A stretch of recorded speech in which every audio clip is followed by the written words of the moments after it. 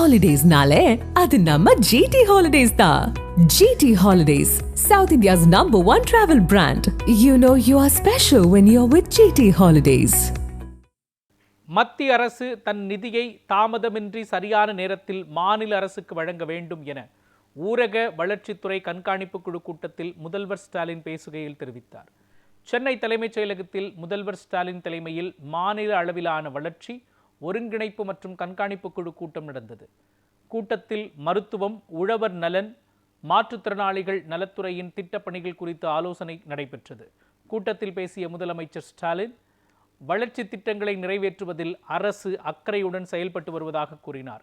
கிராமப்புறங்களில் 3.38 லட்சம் சுய உதவி குழுக்கள் செயல்பட்டு வருவதாக கூறிய அவர், 55.12 லட்சம் பேர் சுய உதவி குழுக்களில் உறுப்பினர்களாக உள்ளதாகவும் தெரிவித்தார்.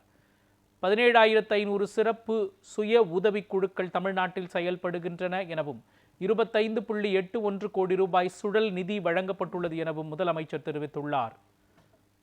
17,207 சிறப்பு சுய உதவி குழுக்களுக்கு 25 கோடியே 81 லட்சம் ரூபாய் சிறப்பு சுழல் நிதியாக வழங்கப்பட்டிருக்கு.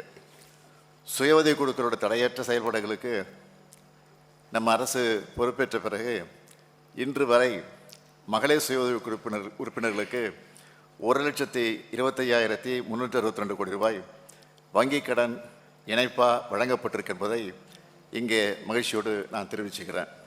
ஒன்றிய அரசின் எல்லா திட்டங்களுக்கும் மாநில அரசு பங்கு தொகையை எந்தவித காலதாமதம் இல்லாமல் நாம் விடுவிக்கிறோம். அதே போல் ஒன்றிய அரசு தன்னுடைய நிதியை சரியான டைமில் மாநில அரசுக்கு வழங்கணும்னு இந்த குழு மூலமாக வலியுறுத்தி